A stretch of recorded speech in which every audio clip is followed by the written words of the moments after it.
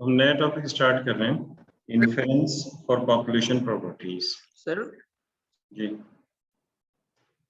Sir बस एक last, तो सर क्विज कौन से टॉपिक से, मतलब किस एक्सरसाइज का है? पूरे चैप्टर 11 का। सर अगले हफ्ते का। Population proportion.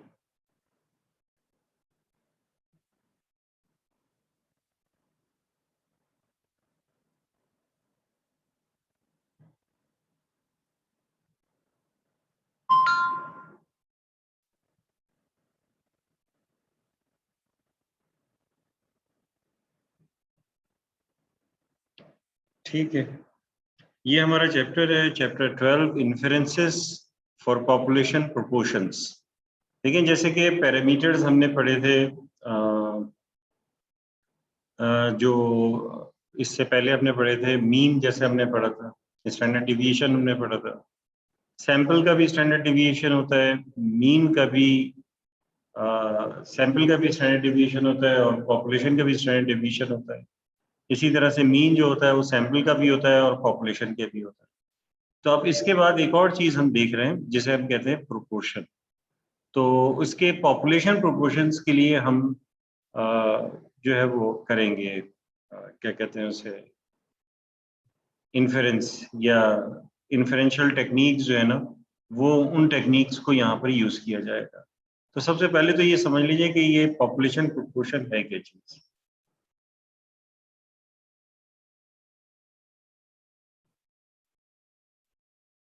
पॉपुलेशन प्रोपोर्शन, जैसे कि इससे नाम से पता चल रहा है, प्रोपोर्शन, ठीक है, इसे रिप्रेजेंट करते हैं स्मॉल पी से। ठीक, ये दरअसल क्या है, ये परसेंटेज है, दी परसेंटेज या दी proportion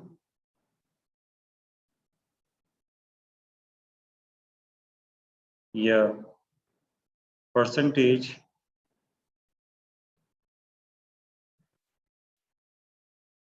of the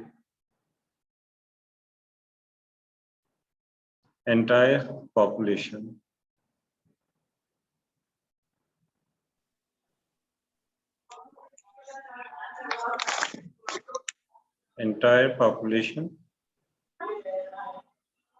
that has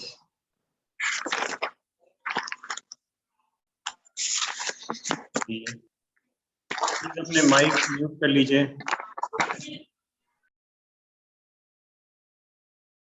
that has the specified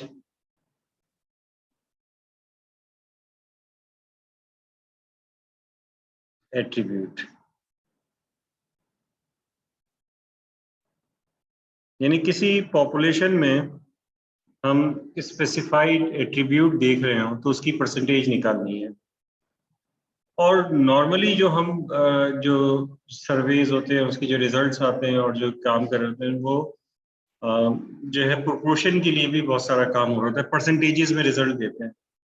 यानी एक पॉपुलेशन है, फॉर एग्जांपल पॉपुलेशन ये है कि एक यूनिवर्सिटी के स्टूडेंट्स हैं, उनकी पॉपुलेशन है, कोई स्पेसिफाइड एट्रीब्यूट है तो उसकी जो परसेंटेज होगी वो परसेंटेज जो है वो पॉपुलेशन का, यानी कि पूरे जो एंटायर स्टूडेंट्स हैं उसके लिए जो स्पेसिफाइड एट्रीब्यूट है उसकी जो परसेंटेज होगी या रेशियो होगा, प्रोपोर्शन होगा, वो उसे हम पॉपुलेशन प्रोपोर्शन कहेंगे। स्पेसिफाइड एट्रीब्यूट का मतलब है कोई भी एक चीज, जैसे for example, sorry,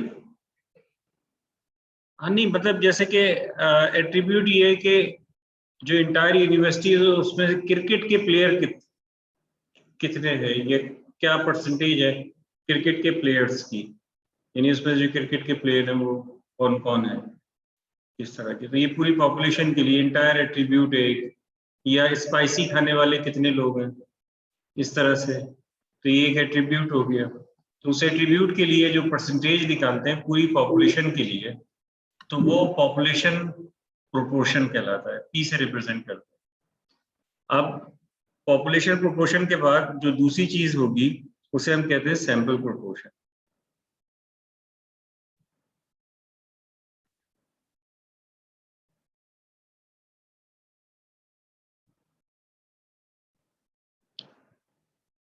sample proportion इसे रिप्रेजेंट करते हैं पी हेड से। तो पी हेड ये सैंपल प्रोपोर्शन है, ये भी वही चीज होगी लेकिन ये पॉपुलेशन के बजाय किसके लिए होगी, सैंपल के लिए। यानी ये समझ लीजिए कि इसी डेफिनेशन को यहाँ पर दोबारा लिखा जा सकता है। फर्क सिर्फ इतना होगा कि ये हम किसके लिए करेंगे, ये जो है इसको कॉपी कर दें और यहाँ पे पेस्ट कर दें। चलो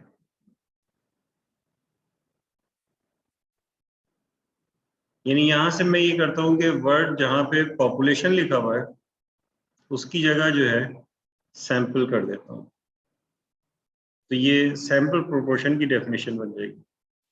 ठीक है, तो ये होगा, इसको ही इरेज कर दिया जाए। द प्रोपोर्शन ऑफ, इसको इस तरह से कर लेते हैं, द प्रोपोर्शन या परसेंटेज ऑफ ए सैंपल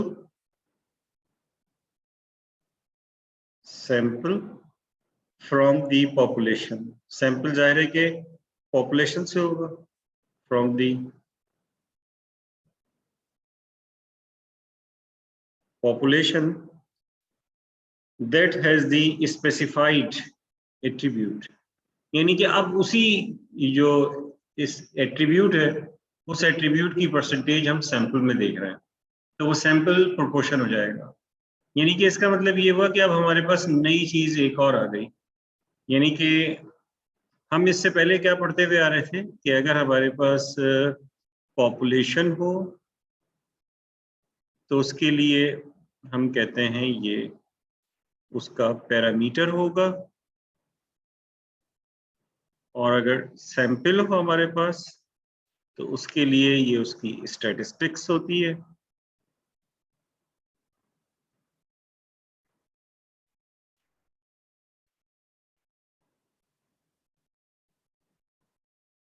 एक टू वे टेबल ये मैं बना रहा हूं। अगर मीन होता है तो पॉपुलेशन मीन जो कि पैरामीटर होता है उसे म्यू से रिप्रेजेंट करते हैं, और सैंपल मीन जो कि स्टैटिस्टिक्स होता है उसे एक्स बार से रिप्रेजेंट करते हैं। Standard deviation, standard deviation, standard deviation अगर पॉपुलेशन का हो तो,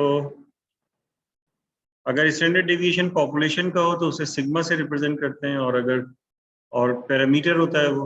इसी तरीके से अगर सैंपल का स्टैंडर्ड डेविएशन हो तो उसे एस से रिप्रेजेंट करते हैं और वो स्टैटिस्टिक्स होता है। अब हमारे पास एक नई चीज आ गई, और वो क्या चीज है, प्रोपोर्शन।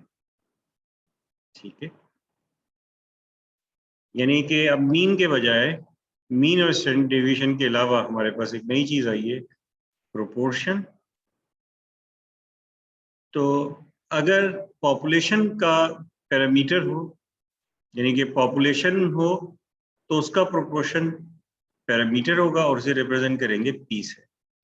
और अगर सैंपल का प्रोपोर्शन होगा तो उसे स्टैटिस्टिक्स कहेंगे और उसे पी हेड से रिप्रेजेंट करेंगे। जब हम बात करेंगे इन्फेरेंसेस फॉर पॉपुलेशन प्रोपोर्शन, तो इसका मतलब ये होगा कि हमें ये जो पी है इसके लिए सब कुछ करना है। इसकी इन्फेरेंसेस का मतलब है इसके लिए हमें कॉन्फिडेंस इंटरवल कंप्यूट करना है, और इसके लिए हमें टेस्टिंग ऑफ हाइपोथेसिस करनी है, जो भी हमारे पास अवेलेबल टेक्निक्स हैं। तो इससे पहले भी हमने ये किया था, जब भी हम किस कहते हैं कि मीन की इन्फेरेंसेस, तो हम क्या करते थे, हम ये करते थे कि जो मीन है उसके लिए कॉन्फिडेंस इंटरवल निकालते थे, और मतलब किसी भी कॉन्फिडेंस लेवल पे, और इसके अलावा जो है उसके लिए टेस्टिंग ऑफ हाइपोथेसिस करते थे, और जिसके लिए हमने बहुत सारी टेक्निक्स पढ़ी। एक से ज्यादा मीन होते थे, एक से ज्यादा पॉपुलेशंस होती थी, तो यानी दो पॉपुलेशंस होती थी, तो उनके डिफरेंस के लिए ये सारे काम कर रहे होते। इसी तरह से हमने इन्फरेंसेस फॉर स्टैंडर्ड डेविएशन की बात की, तो उसमें भी हमने ये किया कि जो स्टैंडर्ड डेविएशन सिग्मा होता है, उस सिग्मा के लिए हम सारे काम कर रहे होते हैं, ठीक है। यानी कि सिग्मा के लिए जो है वो कॉन्फिडेंस इंटरवल भी कंप्यूट करते हैं और सिग्मा के लिए जो है वो हम टेस्टिंग ऑफ हाइपोथेसिस भी करते हैं। अब वही सारा काम हमें किसके लिए करना होगा, हमें इस पी के लिए करना होगा। और जैसे कि आपने देखा था कि जब हम स्टैंडर्ड डिवीजन के लिए कर रहे थे तो उस वक्त हमें एस की जरूरत पड़ती थी, तो अब जब हम पी के लिए करेंगे तो हमें पी हेड यानी कि जो उसकी स्टैटिस्टिक्स है उसकी जरूरत पड़ेगी। जाहिर है कि स्टैटिस्टिक्स की जरूरत पड़ती है, हमें स्टैटिस्टिक्स हमारे पास हो तो उस स्टैटिस्टिक्स को यूज करके फिर हम जो है वो मालूम करते हैं क्या नाम है उसका एक्सक्यूज मी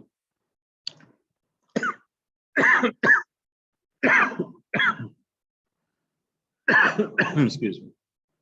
अच्छा, तो अगर हमारे पास स्टैटिस्टिक्स हो तो उसको यूज करके फिर हम पैरामीटर जो है उसको एस्टिमेट करते हैं, जिसके लिए कॉन्फिडेंस इंटरवल और उसके लिए टेस्टिंग ऑफ हाइपोथेसिस जो है वो निकालते हैं। जी, सैंपल प्रोपोर्शन अभी तो मैंने आपको बताया था कि अगर जैसे एक यूनिवर्सिटी है, उस यूनिवर्सिटी में जो स्टूडेंट्स हैं वो सारी उसकी पॉपुलेशन हमने ले ली, तो कोई एक एट्रीब्यूट देख रहे हैं।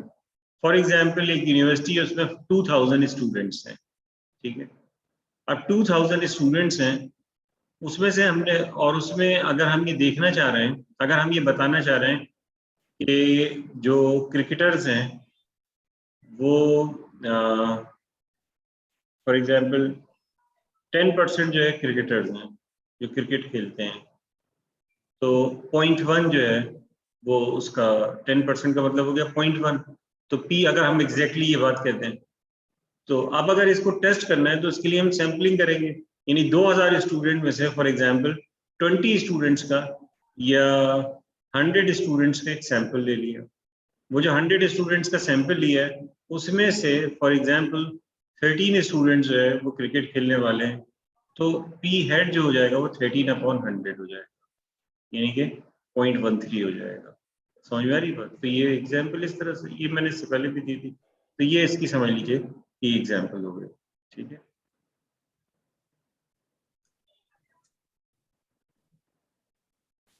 ये बताइए आप लोगों को मेरी आवाज आ रही है? किसी ने पूछा है कि उसको आवाज ही नहीं आ रही, जो ऑनलाइन स्टूडेंट है? सर आ रही है। जी सर, अब आ रही। ठीक, चलिए ठीक है, ये बात समझ में आ गई। यहाँ पे कोई प्रॉब्लम तो नहीं है यहाँ तक? तो ये इस तरह से एट्रीब्यूट होगा। अब इसको निकालते किस तरीके से? सैंपल प्रोपोर्शन के लिए हम इसे रिप्रेजेंट करते हैं, सैंपल प्रोपोर्शन को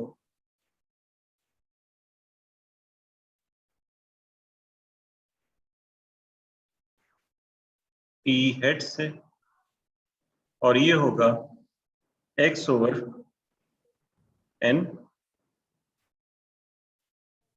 ठीक है, where x denotes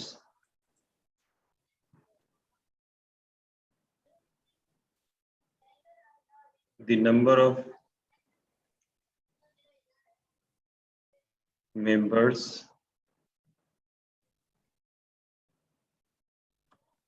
in the sample that have the specified, वही एट्रीब्यूट होना चाहिए जो हम देख रहे हैं, स्पेसिफाइड एट्रीब्यूट।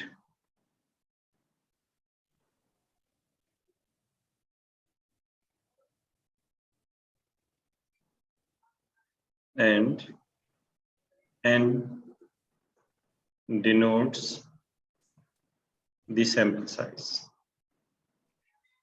ठीक है। फॉर एग्जाम्पल जैसे हमने कहा कि हम एक एट्रीब्यूट है वो देख रहे हैं कि स्पाइसी पसंद करने वाले जो है पॉपुलेशन, और इस पॉपुलेशन में से हमने एक सैंपल ले लिया 100 का, तो n हो जाएगा 100।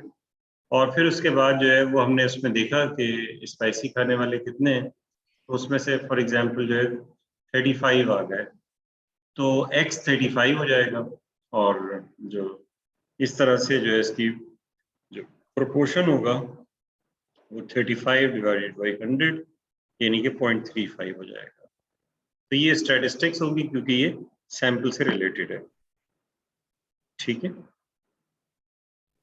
क्योंकि ये बिल्कुल उसी तरीके से जैसे कि प्रोबेबिलिटी है, ठीक है ना, प्रोबेबिलिटी भी इसी तरीके से होती है, ये हमेशा 1 से कम होगा पी हेड जो है, और ये प्रोबेबिलिटी जिस तरह से आपने प्रोबेबिलिटी पढ़ा था उसी तरीके से ये होगा, ठीक है। तो हम इसको जो है बहुत सारी चीज़ें जो है इसमें उसी तरह से लेते हैं जिस तरीके से मीन के लिए जो काम कर रहे होते थे ना, क्योंकि आपको पता है कि जो उसमें होती है बर्नौली ट्रायल, इसकी कोई फेलियर एंड सक्सेस है, इसमें दो ही तरह की चीज़ें होंगी, यानी कि स्पाइसी खाने वाले या नहीं खाने वाले। तो जब फेलियर एंड सक्सेस हो तो ये बर्नौली ट्रायल होता है। आपने बर्नौली ट्रायल के बारे में पढ़ा होगा इंट्रोडक्शन टू स्टैटिस्टिक्स के केस में, कोर्स में। तो उसमें बर्नौली ट्रायल जैसे बाइनोमियल में NPQ होता है, ठीक है ना। बर्नौली ट्रायल जो है मतलब एक NP, सॉरी, जो मीन होता है बाइनोमियल में, मीन क्या होता है N, ठीक है ना। तो इस तरीके से जो है वो हम क्या कहते हैं उसे बाइनोमियल में ले रहे होते हैं, लेकिन यहाँ पर जो है हम लेंगे मीन जो है, मीन ऑफ पी हेड जो है ये पी के इक्वल हो जाता है, यानी कि ये तो पैरामीटर है ना, तो पैरामीटर में जो है ये इसके इक्वल जो है वो हो जाता है। पी नॉर्मली डिस्ट्रीब्यूटेड होता है, ठीक। ये अभी ज़्यादा सही समझ में आएगा जब हम ये इसके लिए बाकायदा इसके इंटरवल का प्रोसीजर देखेंगे।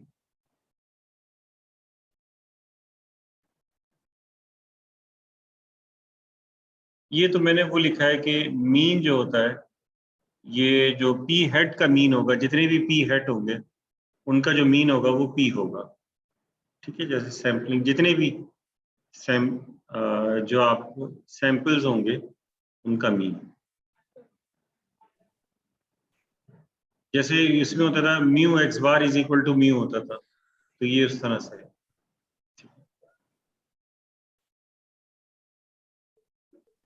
और उसमें स्टैंडर्ड डिवीएशन आप पढ़ते थे कि स्टैंडर्ड डिवीएशन क्या होता था।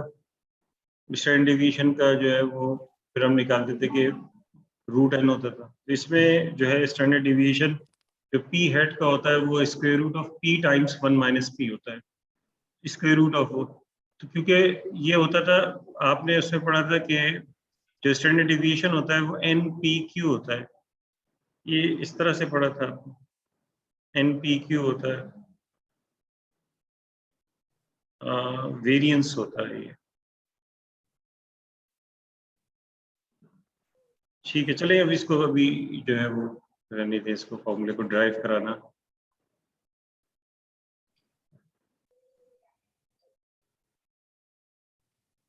मैं आपको इसके इंटरवल के बारे में जो है वो लिखता हूँ। तो 1 प्रोपोर्शन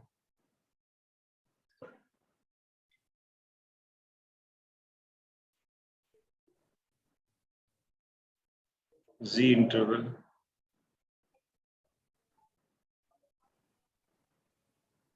प्रोसीजर।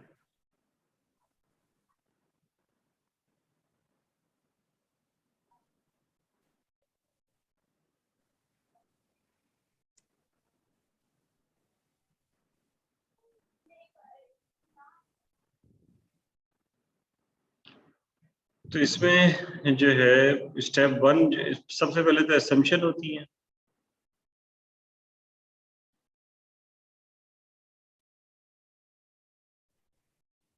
पहली असम्पशन सिंपल रैंडम सैंपल होना चाहिए।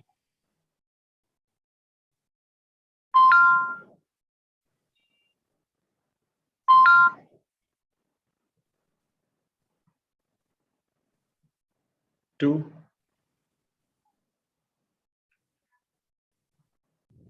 the number of success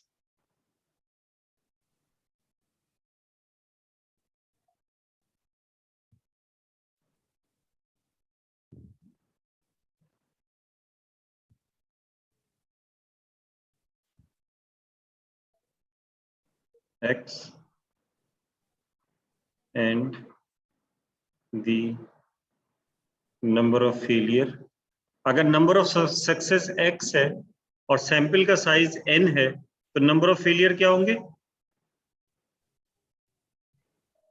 n minus x, क्योंकि इसमें दो ही चीजें होंगी ना, या तो सक्सेस या फिर फेलियर. ठीक है, तो the number of successes x and the number of failure n minus x are both 5 or greater. ठीक है, या तो दोनों 5 हो या दोनों 5 से बड़े. ठीक है, इसका स्टेप 1,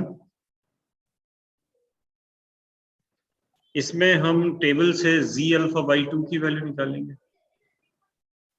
ठीक, जब z अल्फा बाई 2 आ जाएगा तो सेकेंड स्टेप में हम p के लिए इंटरवल निकालेंगे और p के लिए इंटरवल होगा p hat minus z alpha by 2 square root of p hat times 1 minus p hat divided by n. Sorry, आप इतनी पीछे बैठिए कि मैं तो माइक में बोल रहा हूँ, आपके पास माइक ही नहीं है.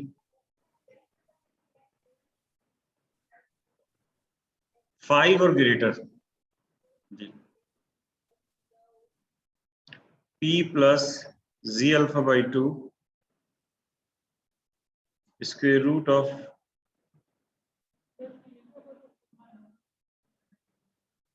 इसमें जब स्टैंडर्ड डिवीजन का यूज ही नहीं कर रहे तो उसमें कहां से, जो इसकी असम्पशंस है वो ये लिख दी.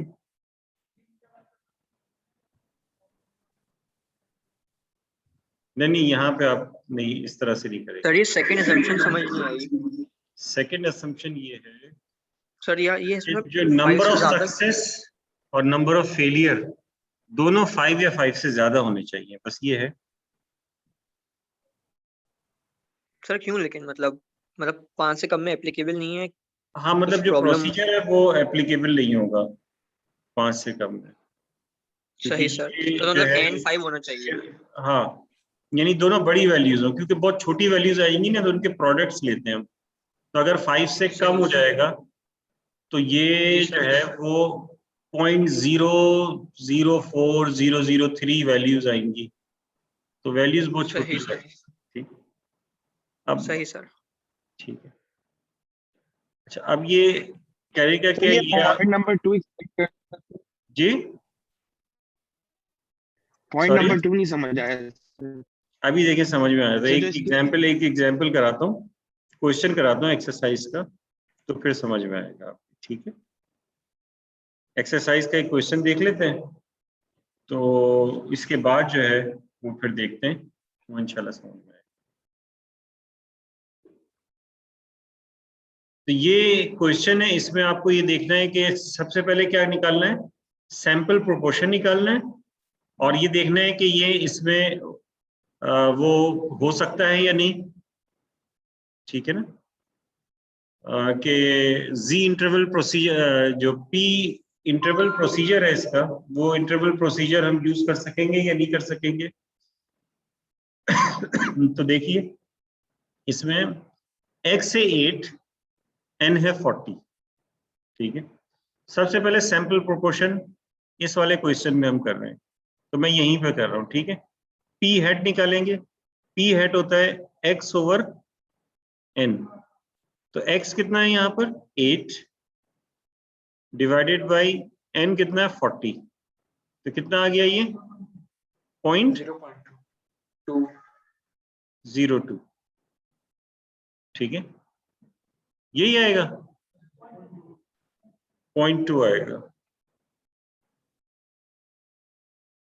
0.2 आएगा। ठीक है, ये 0.2 आ गया, ये निकाल लिया। अब इसके बाद ये देखना है कि इससे इंटरवल प्रोसीजर यूज किया जा सकता है या नहीं किया जा सकता। ठीक है ना, कॉन्फिडेंस इंटरवल निकाला जा सकता है या नहीं निकाला। तो उसके लिए कंडीशन है x और x माइनस n दोनों 5 या 5 से बड़े होने चाहिए। तो x तो 5 से बड़ा है। अब x माइनस n कितने, सॉरी n माइनस x कितना होगा? 32 तो n माइनस x 40 माइनस 8 32। तो इसका मतलब है कि प्रोसीजर यूज किया जा सकता है। तो यस लिख। ठीक है, तीसरा वाला जो है इनमें से, उसके लिए हम इनमें से कोई एक कर लेंगे। फिर इसके बाद ये वाले कह रहे हैं कि पॉपुलेशन प्रोपोर्शन निकालें। तो p हेड इसके लिए क्या हो जाएगा? 10/40। तो ये हो जाएगा 0.25। और इसमें क्या होगा? x 10 है, n माइनस एक्स 30 है। तो प्रोसीजर यूज किया जा सकता है। समझ में आ रही है बात? अब इसके बाद जो है वो यहाँ पे p हेड कितना हो जाएगा? p हेड हो जाएगा 35/50। तो ये कितना आ जाएगा? 0.7। यूज कर सकते हैं नहीं कर सकते? कर सकते हैं, यस। p हेड तो कुछ भी हो सकता है। p हेड यहाँ पे 40/50 हो जाएगा, यानी कि 0.8। यानी कुछ भी होने का मतलब है कि मैक्सिमम 1 हो सकता है, मिनिमम 0। यस। और यहाँ पी हेड कितना होगा? 16/20। तो 8। तो कितना होगा? 0.8। अच्छा, अब ये बताइए कि यहाँ यूज कर सकते हैं नहीं कर सकते? नहीं यूज कर सकते। क्यों? क्योंकि x तो 16 है, लेकिन n माइनस एक्स कितना है? 4 है। तो यहाँ यूज नहीं कर सकते। आखिरी वाला देखें, p हेड कितना आएगा? 3/100। सर तो हम ये कह सकते हैं कि n को मिनिमम 10 या 12 होना पड़ेगा इसको यूज करने के लिए सर, तभी डिफरेंस जो है वो ग्रेटर देन 5 हाँ, आएगा। वो तो इसमें होना पड़ेगा ना, लेकिन यहाँ तो नहीं है ना ऐसा। तो ये कितना हो जाएगा? 0.03। और यहाँ भी यूज नहीं कर सकते हैं। क्यों नहीं कर सकते? क्योंकि जो है वो, हाँ, n जो है वो तो 3x3 है, जो कि 5 से कम है। तो इसका मतलब है कि नहीं कर सकते। ठीक है, क्लियर कर। अब इसके बाद ऐसा करते हैं कि इसमें से हम ये वाला क्वेश्चन करते हैं सॉल्व। ठीक है, ये कॉपी कर लेता हूँ और यहाँ पेस्ट कर देते हैं हम।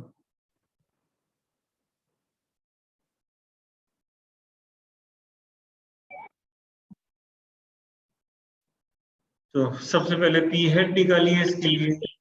p हेड हो जाएगा x/n, यानी कि 8/40। तो ये आ रहा है 0.2। अल्फा दिया हुआ है हमें 0.05। तो z अल्फा बाई 2 की वैल्यू हमें निकालनी होगी, यानी कि z 0.025 की वैल्यू निकालनी होगी। अब z 0.025 या इसकी वैल्यू निकालने के लिए हमें z टेबल देखना होगा। तो z टेबल की तरफ चलते हैं। या किसी को याद है वैल्यू? ये तो बहुत अच्छी तरीके से याद होनी चाहिए। -1.96 सर -1.695। हाँ, नहीं माइनस में नहीं, z की हम पॉजिटिव वैल्यू लेंगे। सर 1.695 1.96 1.96। तो ये 1.96। 0.5 की होती है वो। तो अब आप ये p, ये सारी चीजें यहाँ पे मौजूद हैं। तो अब ये p इंटरवल हो जाएगा 0.2 minus 1.96 times square root of p hat, यानी कि 0.2 multiply by 1 minus p hat, यानी कि 1 माइनस 0.2 डिवाइडेड बाई n, जो कि है कितना? 40 is less than p is less than 0.2 plus 1.96 times square root of 0.2 into 1 minus 0.2 divided by 40.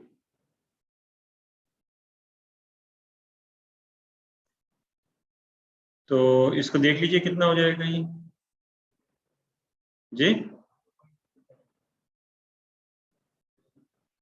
0.076 is less than P is less than 0.32. ये Sam population का proportion आ गया आपके पास, समझ में आई? सर आप प्रोपोर्शन का टेस्ट कराएंगे आज? We are 95% confident that population proportion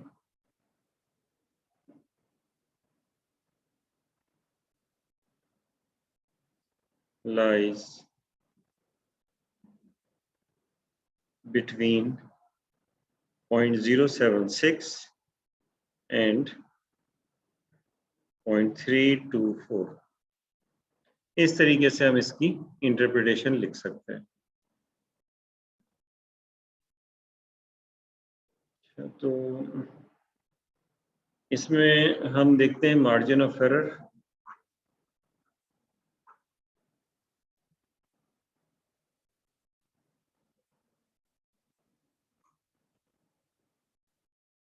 देखिए इसके लिए हम ये देखते हैं कि ये एक्चुअल पॉपुलेशन प्रोपोर्शन है P, ठीक है, कोई भी वैल्यू है, ये P एक्चुअल, जैसे कि हमने इससे पहले हमने किया था कि ये पॉपुलेशन प्रोपोर्शन होता है। अब अगर ये हमारे पास पॉपुलेशन प्रोपोर्शन है P और हम इसका इंटरवल निकाल लें इस तरीके से कि P हेड प्लस माइनस इधर सारे की एक वैल्यू होगी Z alpha by 2 square root of P hat times 1 minus P hat divided by n, ठीक है। इस तरीके से जो है वो हम यहाँ पे निकालते हैं। ये उस तरीके से उतना सिंपल नहीं होता जिस तरह से जो है वो क्या कहते हैं उसे Z इंटरवल में हम निकालते थे मार्जिन ऑफ एरर, और वो बड़ी आसानी से जो है वो कंप्यूट हो जाता था। तो ये उस तरीके से जो है वो मार्जिन ऑफ एरर इसमें हम नहीं देख सकते। इसमें जो है वो अब जैसे कि margin of error for P जो है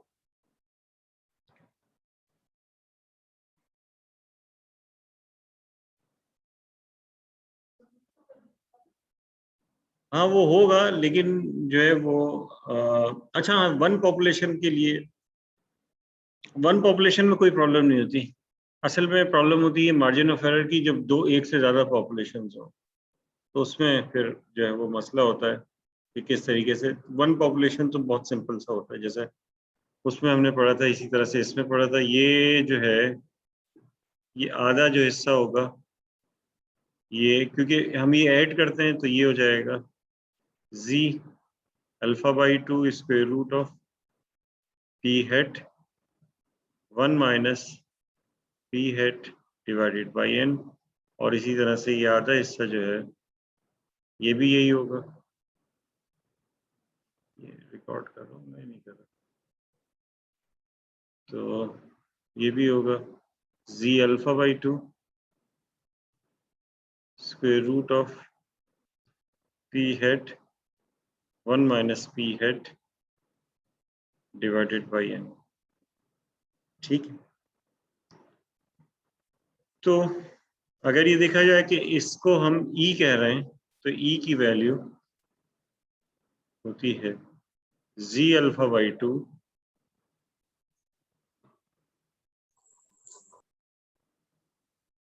P hat times 1 minus P hat divided by n।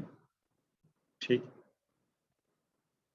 अब अगर हम सैंपल साइज n निकालना चाह रहे हैं तो सैंपल साइज n किस तरह से निकालेंगे कि e का स्क्वायर हो जाएगा और ये हो जाएगा z square alpha by 2 p hat times 1 minus p hat divided by n। ठीक है, और इस तरह से हमारे पास ये n की वैल्यू आ जाएगी, ये n जाके मल्टीप्लाई हो जाएगा, ये इधर आके डिवाइड होगा, सॉरी यहाँ पे p hat times 1 minus p hat है और n तो उधर जाके मल्टीप्लाई हो गया, e स्क्वायर जाके डिवाइड हो गया, तो यहाँ z square alpha by 2 divided by e square है। चाहे तो आप इसे ऐसे लिख सकते हैं कि जो n है ये होगा p hat times 1 minus p hat times z alpha by 2 divided by e इसका होल स्क्वायर। तो इस तरह से हमारे पास जो है वो n आ जाता है।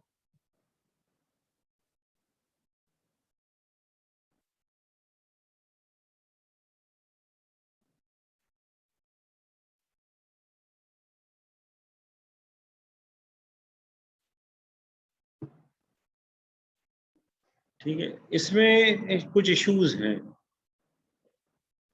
वो इश्यूज क्या हैं? देखिए, n निकालना है आपको।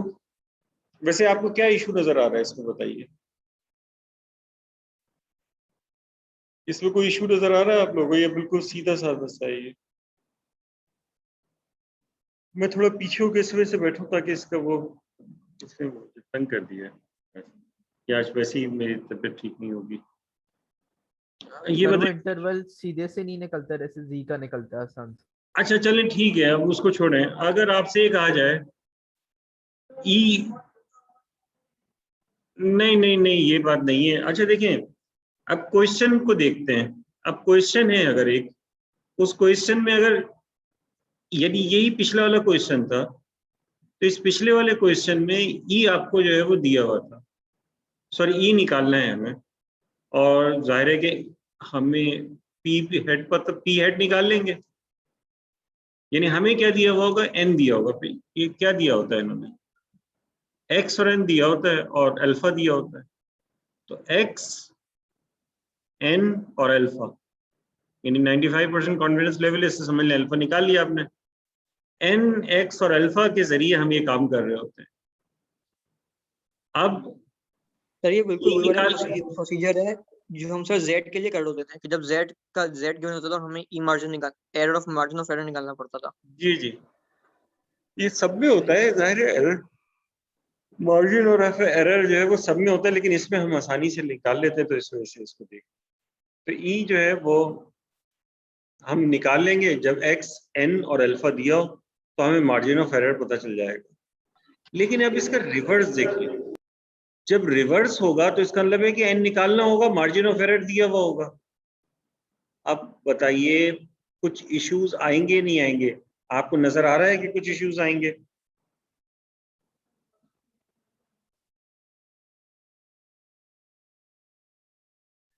सर इसमें एन लेस देन 5 भी आ सकता है ऐसे तो। अरे भाई, तो एन तो निकालना है ना यार, एन तो दिया ही नहीं है। एन नहीं दिया हुआ, ई तक तो बात ठीक है। यानी चले ऐसा करते हैं कि पिछला ये क्वेश्चन है इसको छोड़े, अभी मैं फिर दोबारा पूछूंगा, इस तरफ आऊंगा। फर्दर जो है ये जो एक्स है 8, एन 40 है और अल्फा जो है 0.05 है, इसके लिए ई निकालना है। मैं यही करा रहा हूँ, इसके लिए ई निकालना है। ई कैसे निकालेंगे? ई बराबर हो जाएगा जी अल्फा बाई 2 जो कि 1.96 है, square root of P hat जो कि 0.2 है, टाइम्स 1 माइनस पी यानी कि 0.8 डिवाइडेड बाई एन यानी कि 50, सॉरी एन है 40। इससे ई निकाल लें तो कितना आएगा ई?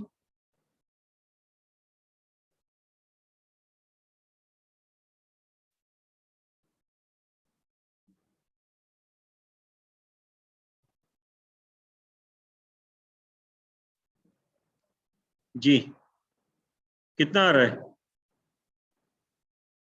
सर 0.124।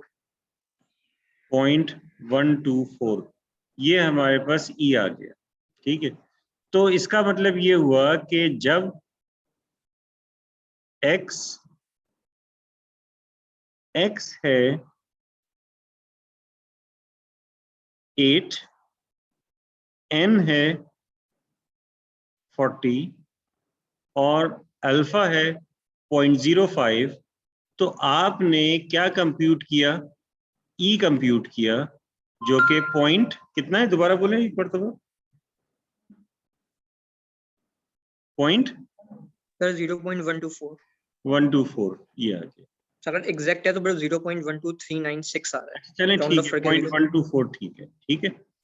अब इसके बाद इससे पहले क्या होता था? इससे पहले ये होता था कि अगर जो है वो ई दिया होता था तो हम एन निकालते थे, एन दिया होता था तो ई निकालते थे, बाकी चीजें वैसी रखती थे। अब ऐसा करते हैं, यही क्वेश्चन रहने देते हैं और x 8 रह देते हैं और e की जगह हम क्या रख देते हैं, n की जगह क्या रख देते हैं, e रख देते हैं। e है 0.124 और अल्फा 0.05 है। अब बताइए, अब मुझे बताइए कि हम निकालना चाह रहे हैं n, निकाल लेंगे n, कैसे निकालेंगे बताएं किसको? तो भाई तो कितनी मुश्किल चीज ये करेंगे, यानी कि आप ये कह रहे हैं, देखें प्रॉब्लम क्या आएगी, प्रॉब्लम आएगी p हैट में, प्रॉब्लम p हैट में आ रही है क्योंकि p hat times 1 minus p hat है और स्क्वायर नहीं, हाँ स्क्वायर रूट में नहीं है, स्क्वायर में होता है, सॉरी स्क्वायर जो है और फिर उसके बाद जो है z alpha by 2 divided by e और इसका स्क्वायर। ये ऐसे करना नहीं है, सिर्फ ऐसे मैं बता रहा हूँ कि मुश्किल क्या आ रही है। वैसे इतना अंदाजा हो गया कि p हैट में मुश्किल है होगी, ये तो अंदाजा हो गया ना अब आप लोगों को। इसका मतलब है कि इस तरीके से रिप्लेसमेंट में जैसे कि n की जगह e आ जाए तो वो इतना आसान नहीं होगा। ठीक है, और जब आप सर मुश्किल की मुझे समझ नहीं आया। 1 से माइनस करेंगे आंसर। क्या क्या 1 से माइनस करेंगे, आपको अभी मुश्किल नहीं समझ में आई? मतलब नहीं सर। मुश्किल देखें, p हैट कैसे निकालेंगे, n तो पता ही नहीं है, e दे दिया है हमें z अल्फा बाई 2, हमें पता है, इसके जरिए हमने z अल्फा बाई अल्फा के जरिए z अल्फा बाई 2 निकाल लिया जो कि 1.96 है इस सर वाले तो में। पीरियड गिवन नहीं होगा। p हैट कहाँ से गिवन होगा, p हैट तो आप x के जरिए निकालते हैं, अब n ही नहीं है तो p हैट कैसे होगा? सही सर, आप समझ में आई बात? आ गया समझ। p जी हैट सर। नहीं, अब लेकिन अगर ये कह रहे हैं कि p हैट की जगह x ओवर n लिख दें, यानी 8 ओवर n और फिर उसके बाद 1 माइनस 8 ओवर n कर दें और फिर ये हो जाएगा 1.96 ओवर 0.124 इसका स्क्वायर। तो अब इसका मतलब है कि आप बना रहे हैं एक क्यूबिकल इक्वेशन, वो तो क्वाड्रेटिक टाइप बन जाएगी। अच्छा बहुत क्यूबिक लंबा बन काम जाएगी। है, इतना आसान नहीं है। जैसे n इज इक्वल टू आपने किया तो ये हो जाएगा 8 times n minus 8 divided by n square times, और ये क्या हो जाएगा भाई, ये सब 1.96 ओवर 0.124 और फिर इसका होल स्क्वायर। पहले इसको डिवाइड करें फिर इसका स्क्वायर, कितना 2। सर 249.8। चले ऐसा करते हैं, इतने सारे उसमें आ जाएंगे, 250 कर लिया, ये हो जाएगा n क्यूब। 250 मैंने कर लिया, वरना अमूमन ये पॉइंट में ही वैल्यू होगी, तो फिर ये हो जाएगा 250 इंटू 8, तो कितना हो जाएगा 250 multiply by 8, sir 2000 2000 multiply 2000 by n, तो 2000 n माइनस और 2000 16,000 हो मल्टीप्लाई जाएगा। 8 से, तो ये हो जाएगा 16,000। 16,000, तो ये एक क्यूबिकल इक्वेशन बनेगी, इसको सॉल्व करना एक बहुत मुश्किल काम होगा। ठीक है, तो इस वजह से इसको इस तरीके से, यानी कि इतना सिंपल नहीं है कि आप इसे रिप्लेस कर दें। ठीक है, इस तरीके से आप इसे रिप्लेस नहीं कर सकते, तो फिर क्या करते हैं? फिर हम ये देखते हैं कि हमारे पास जो है ये जो P head minus P head times 1 minus P head है, इसके प्रोडक्ट की वैल्यू, यानी कि इसका प्रोडक्ट वर्सेस पी, इसका ग्राफ स्केच करते हैं। अब हम वो कर रहे हैं कि जिस तरीके से हम करेंगे, इस तरीके से नहीं करेंगे हम, ठीक है, क्योंकि इस तरीके से करेंगे तो फिर या तो इस इक्वेशन को सॉल्व कर ले हम, तो एक बहुत मुश्किल जो है वो प्रोसीजर हो जाएगा। इसके बजाय हम क्या कर लेते हैं, आसानी के लिए हम ये करते हैं कि जो P head times 1 minus P head, इसको y एक्सिस पे लेते हैं,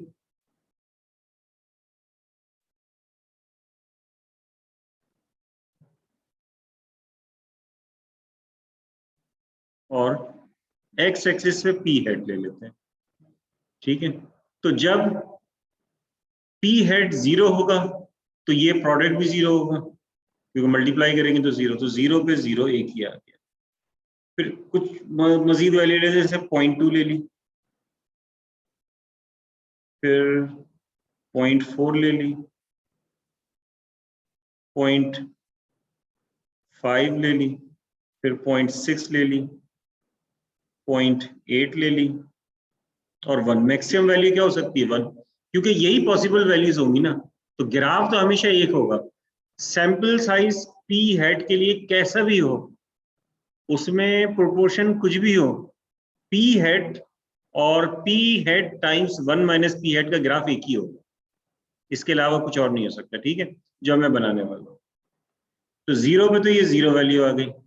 फिर जब पी हेड की वैल्यू, अब यहाँ ऐसा करता हूँ कि ऐसे कर लेते ना, ये पी हेड है और ये P head times 1 minus P head है, ऐसे बना लेते हैं। तो 0 पे तो ये 0 आ गया। अब इसके बाद 0.2 लीजिए, तो जब हम पी हेड 0.2 लेंगे तो 1 माइनस 0.2 0.8 हो जाएगा। 0.2 मल्टीप्लाई में 0.8 कितना हो जाएगा? यहाँ ऐसे वैल्यू ले लीजिए, 0.1, 0.2, 0.3, 0.4, 0.5। जी भाई, कुछ कोई पूछना चाह रहा है? मुझे वैल्यू तो बताएं कैलकुलेट करके। जब 0.2 रखेंगे 0.16, फिर उसके बाद यानी कि जब ये हम 0.2 ले रहे हैं तो ये 0.1 और 0.2 के तकरीबन दरमियान में कोई वैल्यू। आप 0.4 ले लीजिए, तो 0.4 ले रहे हैं तो यहाँ 0.4 आ जाएगा, यहाँ 0.6 आ जाएगा, तो ये कितनी आ जाएगी? 0.24। यस सर, 0.24, ठीक है। अच्छा, अब इसके बाद 0.5 ले रहे हैं। हम ऐसा करते हैं कि इसमें जो है ना, ये मैं वैल्यूज जो है ना, थोड़ा सा ग्राफ जो है स्केल चेंज कर देता हूँ इसका।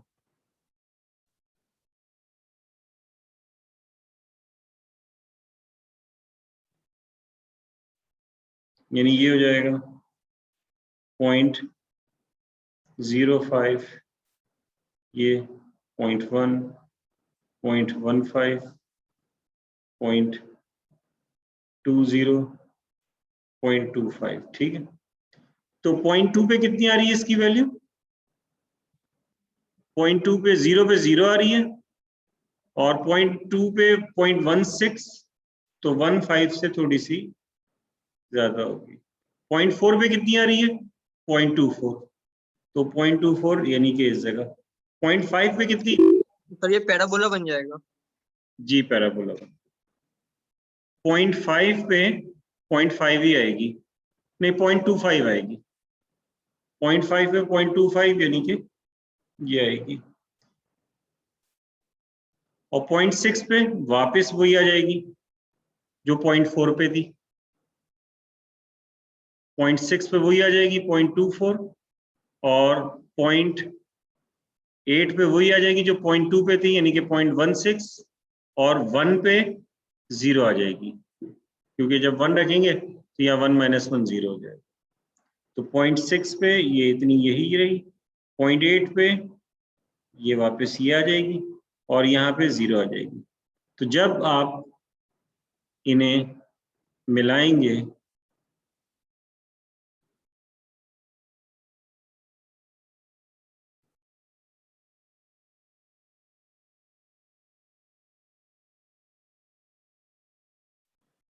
तो ये हमारे पास जो है 0.5 पे मैक्सिमम वैल्यू आएगी।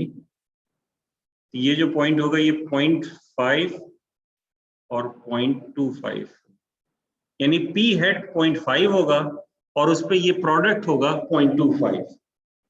ठीक है, तो इसका मतलब ये हुआ कि ये जो हमारे पास E था, ये था P hat times 1 minus P head Z E नहीं, हम उसको देख रहे हैं N को। जो N था Z alpha by 2 over E,